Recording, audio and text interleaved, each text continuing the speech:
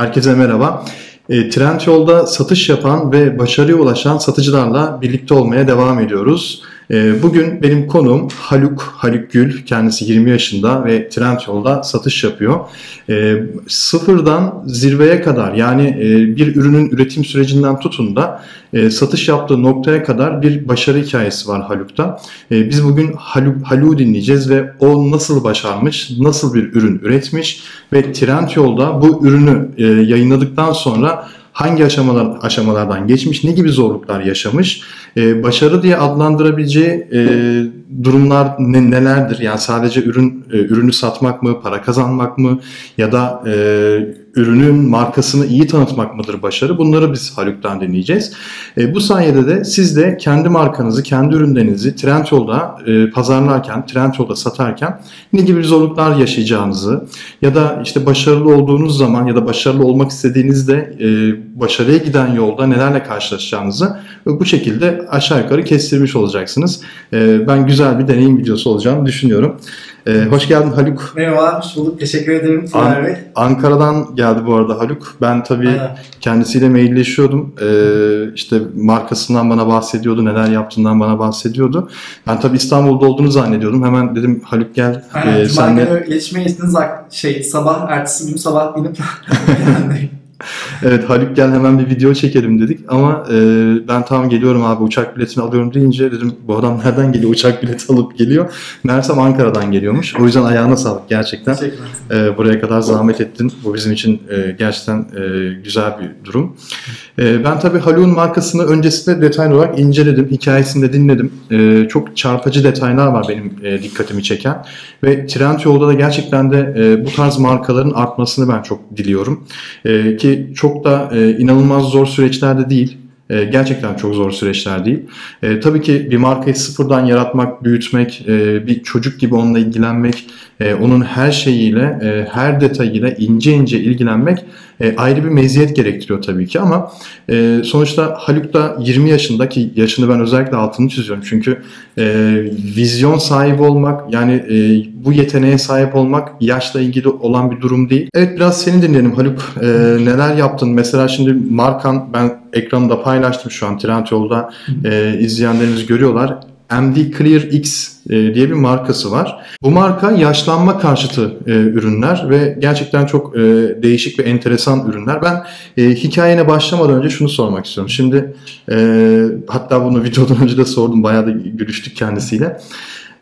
Gencecik adamsın yani 20 yaşında bir adamsın. Sen sonuçta yaşlanma karşıtı bir ürünü üretmek, böyle bir ürünü ürettirmek, böyle bir ürünü Trendyol'da satmak nereden aklına geldi? Ben mesela 20 yaşındayken bana ürün sat deseler benim aklıma atıyorum cep telefonu kılıfı satmak gelirdi ya da işte bir mikrofon satmak gelirdi. Ne bileyim çok sevdiğim bir bilgisayar oyununun işte ürününü satmak yani şeylerin aynen aynen onları satmak gelirdi yani kendi ilgi alanıma dair şeyler gelirdi.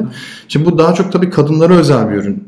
Sonuçta içinde ozonlanmış zeytinyağı gibi ürünler var yanlış anlamadıysam ve bunu insanlar hani kadınlar yüzlerine saçlarına sürüyor. İşte serum dediğimiz bir ürün aslında baktığınız zaman erkekler de kullanıyor tabii ki. Nereden aklına geldi? Yani bu fikir nasıl çıktı? İlk olarak ben onu sana sormak istiyorum. Yani öncelikle bu dediğiniz cep telefonu kılıfı gibi şeyleri herkesin yaptığını görüyordum. Yani piyasada belli bir doygunluk oluşuyor ve herkes bu ürünlere yöneldiği için giderek daha zorlaşıyor. Ve her marketin bir doygunluğa ulaşma noktası var. Bence ben bu tarz marketleri olabildiğince elemeye çalıştım. Ve şunu baktım. Bütün çay ağacı yağı ürünleri 30 lira, 40 lira böyle hani Lokman2'den alabileceğiniz şeylerdi. Evet. Buna bir yenilik getirip daha yüksek fiyatı satabileceğimi düşündüm. Aslında bunu doktorla beraber yaptık. Doktor derken? Babamın arkadaşı doktorla beraber düşündük. Aslında o düşündü. Ben de biraz fikir desteği yaptım. İşte ozonlandı ürünler. Ya, bu ürün üretimine Doktor Bey ilgilendi. Ben çok dahil olmadım üretim kısmına. Ozonlandı ve hani normalinden biraz daha verimli hale getirildi. Yani bu Çin'de üretilen ya da işte dışarıda fason dediğimiz işte sadece markasını değiştirilip üretilen bir ürün değil. O zaman özel üretim. Aynen, orijinal. Aynen. Anladım. Ya, genelde hem bu tarz ürünler hem Çin'de veya atıyorum Kamboçya'da üretilip Türkiye'ye getirilip 30 liraya satılıyor ama aynen Türk üretimi. Türkiye'deki fabrikalarda üretildi, Ankara'da. İşte üretim kısmı geçtikten sonra paketleme kısmında yine doktor bey ilgilendi. Peki şimdi şunu soracağım. Paketleme dedik. Yani burada paketlemeden önce aslında marka konusu var. Şimdi ben tabii seninle tanışmadan önce, sen markanı, daha doğrusu bu ürünü incelemeden önce MD Clear X dediği zaman bu nedir dedim. Yani bu bir anlam ifade etmiyor dedim. Sadece oradaki clear hani temizlik anlamına geliyor. MD nedir onu da bilmiyorum. Sondaki ikisi de bilmiyorum. Bir amacı var mıydı bu markayı yapmanın? Ya da bu markayı üretirken bu markayı, logosunu dahi, ambalaj tasarımı dahi oluştururken düşünülen bir şey var mıydı? Şimdi şöyle, marka ismi tamamen üreticiye ait. Ben de hani baktık, o üretmişti. Ben biraz daha sonradan dahil oldum. Paket tasarımı sanırım eşiyle beraber ve kendi tasarımı olarak ortaya çıktı. Ama hani ilk tasarım çay ağacı yağıydı, buydu. Şu an hani daha ileriki versiyonlarda Amerika'ya göndereceğimiz üründe mesela onu da bu cuma paketledik, gönderdik. Onda biraz daha yaldızlı, biraz daha böyle shiny diyebileceğimiz, daha göz alıcı, albenisi olan paketleri evrimleşmeye çalışıyoruz şu an. Yani bu çok yeni bir ürün. Yani 2 aylık bir geçmişi var bu ürünün ve 2 aydır, yani daha doğrusu aslında 4 ay önce Trendyol'a eklenmiş ama 2 aydır Trendyol'da aktif olarak satış yapıyor. Ve tabii ki para çok önemli, rakam çok önemli, kazanç da çok önemli ama bence paradan ve cirodan, kazançtan daha önemli olan şey böyle bir markayı bir inovasyonla, yani bir doktor yardımıyla üretmek ve burada kendi markanızı, kendi logonuzu bir şekilde insanlara bir bütün halinde, bir fayda getirecek halde, içerindeki formülü de burada tabii çok önemli, bütün halde sunmak ve insanların memnuniyetini almak, bu da çok daha büyük değer yaratıyor bence. Hani para kazanmaktan daha da değerli. Sonuç olarak aslında ülkemizin en büyük problemi bu. Yani üretmemek. Biz hani üretmekten ziyade hani bir şeyleri alalım hazır, işte parlatalım, üstüne değiştirelim. Bir şeyler koyalım, tekrar satalım. Aynen, üstüne bir şey koyalım, tekrar satalım. Çok fazla yaygın bu görüş. Ya ben bunu tabii desteklemiyorum çok fazla. Üretim çok başka bir şey. Ben mesela İstanbul'da farklı üretim yerlerine, tesislerine, çelik üreticilerine gittim. Adamlar mesela çelikten çok basit belki ama kül tablası yapıyorlar. Örnek veriyorum. Ama o kül tablasının o tezgahtan, yani ilk girdiği noktadan son noktaya kadar çıkışındaki süreç inanılmaz bir şey. Yani onun üretilmiş olduğunu görmek, o çeliğin bir Türk ham maddesi olduğunu bilmek beni çok onur etti, çok mutlu etti. Yani ne güzeldi. Adamlar kendileri üretiyor ham maddeyi. Hiç dışarıdan dövizle bir ürün almaya gerek kalmadan Türkiye'de üretiyor ve Türkiye'de satıyor. Bu Türk ekonomisine bir katkı aslına baktığın zaman. O yüzden ben yani tebrik ettim. Çok ilgimi çekti. Çünkü böyle bir formülasyonu, böyle bir kimyasal nitelikteki bir ürünü Türkiye'de üretmek ve bir doktor vasıtasıyla, yani bir uzman vasıtasıyla bunu üretebiliyor olmak çok büyük bir yetenek bence. O yüzden ben tebrik ederim. Ben de bir şey eklemek istiyorum. Dediğiniz gibi asıl olay bir değer üretmek. Yani mal alıp satmak değil. İsterseniz hani arbitraj da yapabilirsiniz. N11'den alıp N11'den 20 liraya alıp Trendyol'da 30 liraya satarsınız ama olay bu değil aslında. Olay bir değer üretip insanlara bu değerin altında bir fiyatı satmak. Yani müşteri sizden aldığı deneyimi, o deneyimi, o değeri fiyattan daha yüksek buluyorsa alır. Mesela 100 liralık bir ürün olsun, ben onun 500 liralık fayda sağlayacağını bilsem o 100 liralık ürünü her gün, haftanın her günü alırım yani. Peki Halit, bir şey soracağım. Şimdi sen 2 ay önce satışa başladın. Yani 2 ay önce ürünleri tam anlamıyla burada yükledin, açıklamalarını yazdın. İşte ürün başlığına her şeyini ayrı ayrı uğraştın. Hatta şurada bir mağaza tasarımı yapmışsınız. Her şeyini yaptın. Şimdi burada bizim için en önemli olan nokta şu aslında. Yani herkes için en önemli olan nokta şu. Satışa başladığım noktada para kazandım diyebilmen için tabii ki ürünü satabilmen gerekiyor. Bu satış noktasında ne yaptın? Yani insanlara bu ürünü nasıl tanıttın? Ben sonuçta şu an Trendyol'a bir ürün eklesem şu an bugün, kendi ürettiğim ya da artık ne olduğu önemli değil, herhangi bir ürün eklesem ve bunun tanıtımını, reklamını yapmazsam para kazanamam. satış yapamam. Para kazanmaktan ziyade satış yapamam. Çünkü bu ürün ne kadar çok insana ulaşırsa aslında para kazanmaktan daha değerli bu. Ürün ne kadar çok kullanılır ve ne kadar çok müşteri yorumu yazılırsa Trendyol'da gelecek adına o kadar çok daha fazla satılma potansiyeli oluyor.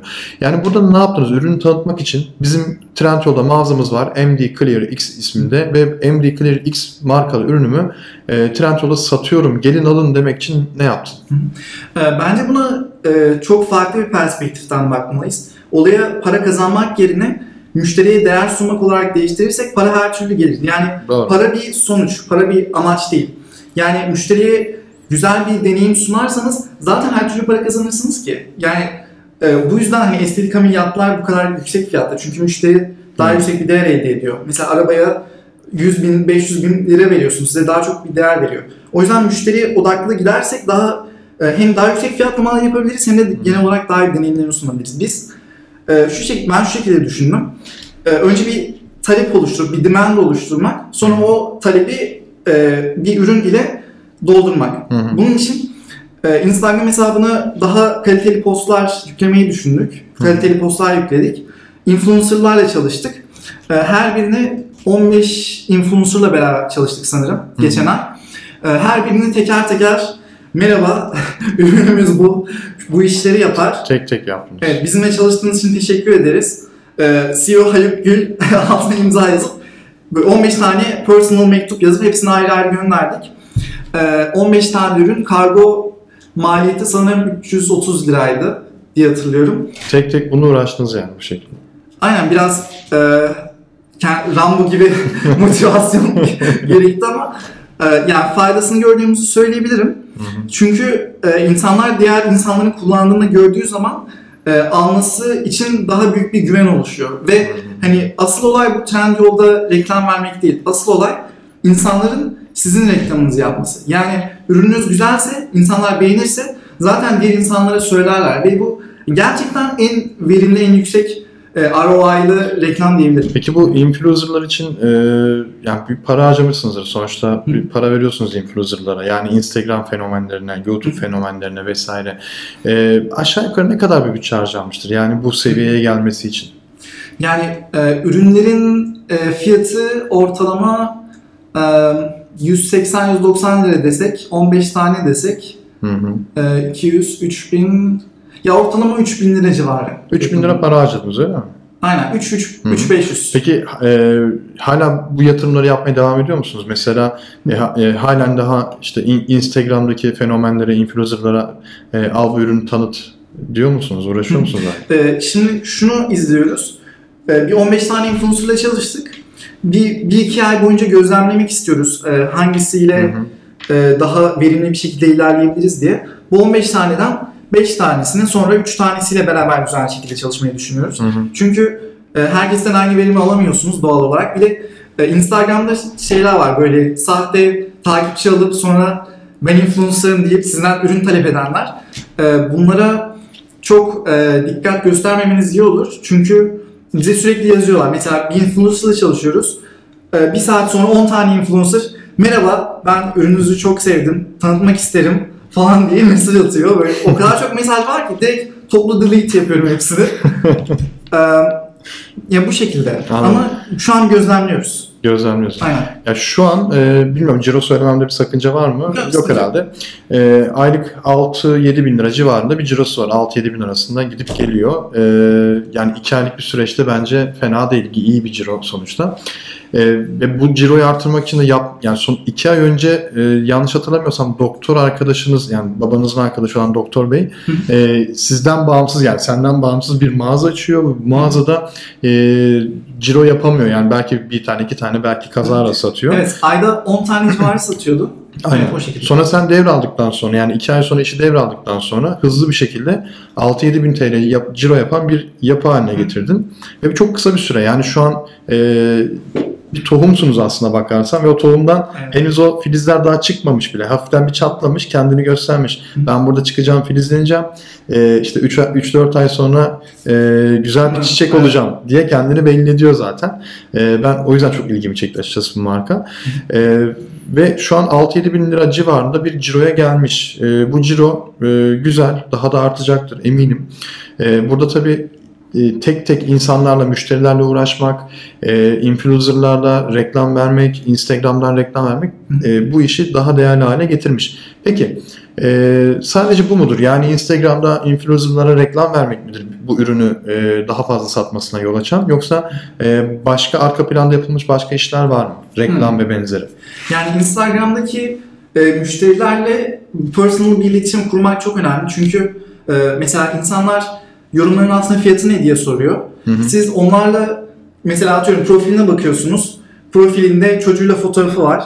Atıyorum bunu hem siz kullanırsınız hem çocuğunuz da kullanırsınız. Yani herkese personalized message olarak iletişim kurmak daha verimli olduğunu düşünüyorum. Ben Amerikan entrepreneur var Gary Vaynerchuk diye, biliyor musunuz? Biliyorum evet. Onu çok takip ediyorum. Onu böyle çok amcam gibi görüyorum. Amcam bütün geliyor. videolarını izliyorum ben. Gary Vaynerchuk'un buradan çok selam.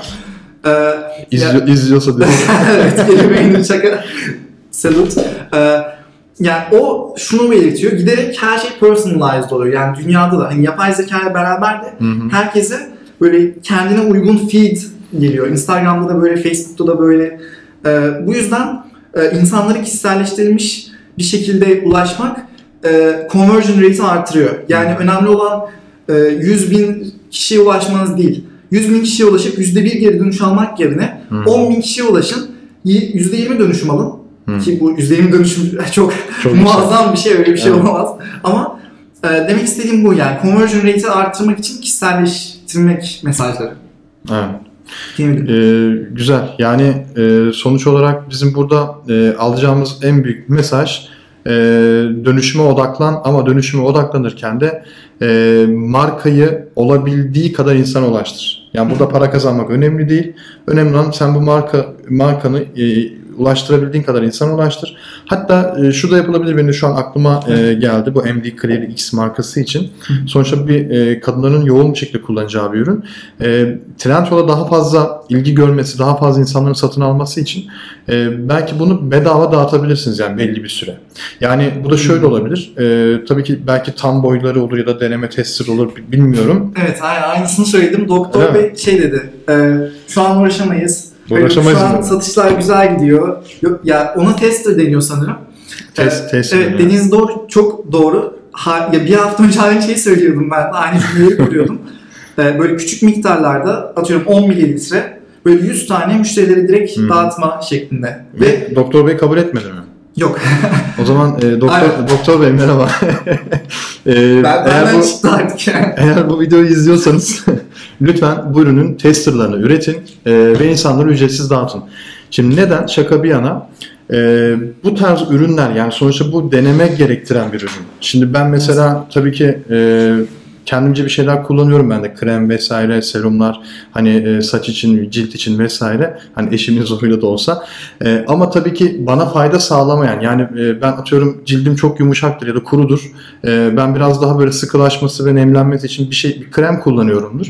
Eğer o krem nemlendirmiyorsa benim cildimi, derim ki bu ürün işe yaramıyor. Ben bu ürünü bir daha satın almayayım derim. O yüzden kadınlar özellikle bu konuda çok hassaslar. Yani kadınlar diyor ki ben mutlaka benim işime yarayacak olan bir ürünü kullanmam gerekiyor diyor. Ufak bir tester dahi olsa bir şekilde dağıtılır. Yani bunu mesela şu an ben bakıyorum, ekranda sizler de görüyorsunuz Instagram sayfalarını. Bunlar fake değil herhalde, değil mi? Bu takipçi gerçek takipçi bunlar. 4724 gerçek takipçi. Yani bu takipçilere, ki belli zaten hani yorum sayıları, beğenilme sayıları yüksek. Yani şurada bir ufak bir tester dağıtın, deyin ki 50 kişiye tester dağıtıyorum. Bu tester'ı adresinizi verin, gönderelim. Siz buradan maliyetiniz ürün maliyeti, tester maliyeti artı bir de kargo maliyeti olacak. Ve bu ürünün içine bir kart koyacaksınız. Diyeceksiniz ki benim ürünlerim Trendyol'da mağazamda satıyorum. İşte şuradaki MD Clear X mağazasına satıyorum. Gelin buradan alın. Memnun kalırsan. Ama o kullanacağı ürün mesela onun yaklaşık olarak 1 gün 2 gün kullanacağı bir ürün olacak. Memnun kalınca gelecek alacak. Yani bu çok güzel fikir aslında. Bu şekilde bu marka biraz daha Trendyol'da büyütülebilir. Bir sonraki aşamaya geçilebilir. Evet, gayet güzel. Doktor Bey buradan şey yaparsa. Sen aslında Doktor Bey'le beraber gelseydin aslında daha iyi olurdu ama. Ya o çok ani oldu. Ben ona haber bile vermedim. Yani. Haberi yok mu? Anladım. Yani o bayağı çalışıyor. Gerçekten çok çalışıyor. Hem klinikte çalışıyor hem bu markayı geliştirmek için çalışıyor. O yüzden hafta sonu biraz dinlenmeyi hak ediyor. Ya Haluk gerçekten hem enerjisi çok iyi hem de böyle bir girişimde bulunduğu için ürün bazında ben çok değerlendirdim. Hani Haluk yaşı 20 yaş, ilgilendiği ürün yaşlanma karşıtı ürün ve private label dediğimiz yani aslında kendi markaları ve Trendyol'da satıyor ve başarmış. Yani cirolar 6-7 bin TL civarında ve 2 aydır satıyor. Yani tüm bu denklemler bir araya geldiğinde ben bunu başarılı olduğunu ve çekirdekte şu an çok daha iyi noktalara geleceğini, hatta birkaç ay sonra şunu bile diyebilirsin belki, ya abi ben Trendyol'da ayda 500 bin lira ciro yapıyorum. Biz böyle bir video çekmiştik ama şu an rezil oluyorum. Şimdi lütfen şu videoyu siler misin diyebileceğin günleri de bekliyorum. Memnuniyetle silerim. İnşallah iyi yerlerde gelecektir. O potansiyelde görüyorum.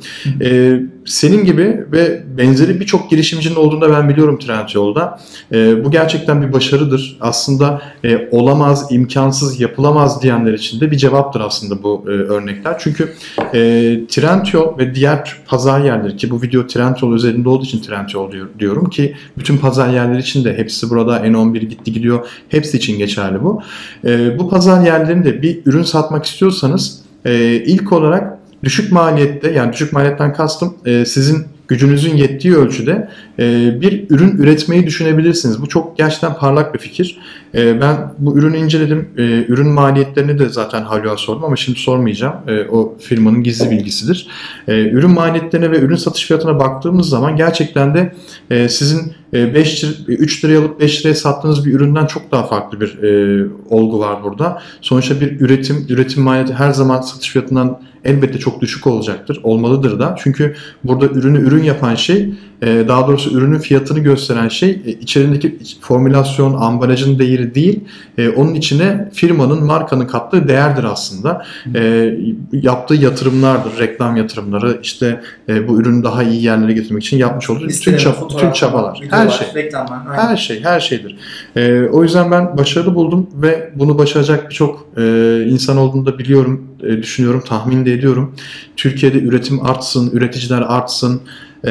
Hani Çin'den alıp Türkiye'de satmak yerine Türkiye'de üretmenin yollarını insanlar arasın. Şu an Türkiye'de üretmek daha ucuz ki Çin'den. Daha ucuz değil mi? Yani şu an lira ne kadar oldu? 8.57 mi? 8.5 evet. Yani şu an Türkiye'de üretmek daha ucuz ki. Hani mantıken insanlar Çin'de üretmek daha ucuz diye düşünüyorsa bence şu an yanlış ve hani önümüzdeki günlerde de liranın pek düşeceğini sanmıyorum laf aramızda. Yani Türkiye'de üretmek daha mantıklı bence şu an. Bence de. Hani her şeyi değerlendirerek. Yani Haluk inşallah korona olmayız, yani mesafemiz 30 santime buldu ama şaka bir yana dediğin doğru. Türkiye'de üretmek daha mantıklı ama tabii ham madde konusu biraz soru işareti. Yani şimdi her şeyi tabii gidip de Türkiye'de ürettiremiyorsun ne yazık ki. Ham madde yurt dışından geldiği için ama yani en azından şu bile olur. Yani ham maddesi yurt dışına alınmış. Ama Türkiye'de bir araya getirilmiş ürünler olabilir. Şu an sonuçta önemli olan ürünün Türkiye'de üretilmesi ya da Türkiye'de bir araya getirilmesi. Buna örnek veriyorum, otomotiv sektörü, otomotiv yedek parça ülkemizde çok yoğun bir şekilde üretiliyor ya da yurt dışından gidip bir araya birleştiriliyor. Yan sanayiden bahsediyorum. Bu bir iş fikri olabilir. Hani ürün üretmek, Türkiye'de üretilen ürünleri satmak adına bir iş fikri olabilir. Çünkü bu gerçekten çok değerli. Yani bir ürünün Türkiye'de üretilmesi, bu topraklarda üretilmesi ve bu topraklarda satılması. Hatta şimdi bir Amazon hazırlığınız var yanlış hatırlamıyorsam, öyle söylemiştin. Türkiye dışından yurt dışına, Amerika'ya, Avrupa'ya ihraç edilmesi çok değerli ki dolar bugün olmuş. Ben her video arasında dolar kuru söylüyorum bu arada. Geçen videoda dolara 7 lira dedim. Video yayınladım, dolar 8 oldu. Şimdi 9 diyeceğim. Video yayınlayınca 10 lira olacak. Ne yazık ki böyle. Ama dolar kuru arttığı için de mecburen ihraç da yapmak zorundayız. Sonuçta bizim Türk liramız değer kazanmasını istiyorsak Türk liramızı dolarla yer değiştirmemiz gerekiyor. Türk lirasıyla ürettiğimiz ürünleri yurt dışına dolarla satmamız gerekiyor. Trendyol ve benzeri e-ticaret sitelerinde satarak da biz burada büyümeliyiz. Burada kendimizi geliştirmeliyiz. Kendimizi bu topraklarda bir şekilde bir sermaye sahibi yapmalıyız. Ve attığınız adımlarda gerçekten çok başarılı. Ben tebrik ediyorum. Aynı şey diyecektim. Ben de şunu fark ettim ve şuna gördük. Trendyol'da bu kadar talep görüyorsa yurt dışında hayli bir başarı sağlayacağını düşündüğümüz için Amazon'a başvurduk. Hatta dediğim gibi kaygısını yolladık. Dediğiniz şunu eklemek istiyorum. Yani bu topraklarda üretip bu topraklarda satmak evet, ama bence asıl ülke olarak vizyonumuz Türkiye'de üretip yurt dışına ihraç etmek. Özellikle Amerika, Avrupa, İngiltere, bu tarz ülkelere ihraç edersek hem ülkeye döviz sokarız hem de Türkiye'de sattığımızın en az 3 katı 4 katı fiyatına satıp hem kendi marjımızı %200'e 300'e çıkarabiliriz. Yani çok çılgın fırsatlar olduğunu düşünüyorum. Ya ben de öyle düşünüyorum. Yani bu gerçekten tam bir vizyoner işi aslına baktığınız zaman. Yani bunu yapabilirseniz ve bu adımı atabilirseniz gelecekte bu ürün çok daha iyi yerlere gelir. Bana da hediye getirmişsin yanlış hatırlamıyorsam. Evet, getireyim mi? Bakayım. Aradan da hediyemizi de almış olalım. Siz de bunu eşinize hediye edersiniz zaten. Bunu da eşime hediye ederim. Tamam. Yıl dönümü olarak.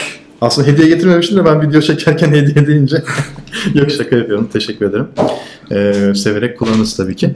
Ben Haluk'a çok teşekkür ediyorum. Ankara'dan buralara kadar geldi ve bize gerçekten sıfırdan başarıya ulaşmış bir ürününden bahsetti. Kendi markalarından bahsetti. Bize bu markasını tanıtmış oldu. Biz de kendilerinden öğrenmiş olduk aslında. Bu şekilde bir marka nasıl üretilir, neler yapmak gerekir, işte hangi yollardan geçti, bu seviyeye getirmek için nelerle uğraştı, nelerle karşılaştı. Hepsini zaten kendisi açık bir şekilde anlattı. Devamı da gelecek bu videoların. Yeni bölümlerde farklı markalar ve farklı üreticilerle tanışacağız. Haluk bunların ilki olmuş oldu bizim için. Gerçekten tanışmada çok memnun oldum. Gelecek videolarda görüşürüz diyorum. Söyleyecek bir şeyin de yoksa senin de. Ben son bir şey eklemek istiyorum izin verirseniz. Bu yorumlardaki insanlar genel olarak hani Trendyol'da kar elde edemediklerini, baktıklarını, Trendyol'un onu dolandırdıklarını falan söylüyorlar. Bence yorumlarda bir araya gelip bir ekip oluşturup, bir grup oluşturup, sermayelerinizi birleştirip buna toplu girebilirsiniz. Çünkü hani paranız olmadan, sermayeniz olmadan para kazanmak çok zor. Yani istediğiniz kadar böyle tırnaklarınızla kazıyıp sıfırdan yükselmeye çalışabilirsiniz ama belli bir kapitaliz olursa başlangıç evresini hızlı bir şekilde geçerek daha hızlı yükselirsiniz. O yüzden herkese tavsiyem yorumlarda birbirinizi bulun, iletişime geçin, birlikte olun, ekip şeklinde hareket edin. Yani ekip olunca çünkü her şey çok daha kolay oluyor. İnsanların motivasyonu da çok artıyor ve birbirinize karşı sorumluluk hissediyorsunuz. O yüzden tek başınıza kahramanlık yapmayın, bir ekip kurun. Tamam. Çok teşekkürler Haluk. Gerçekten güzel fikirlerin için. Ufkumuzu açtın, önümüzü açtın gerçekten de. Görüşmek üzere diyorum. Kendinize çok iyi bakın. Hoşça kalın.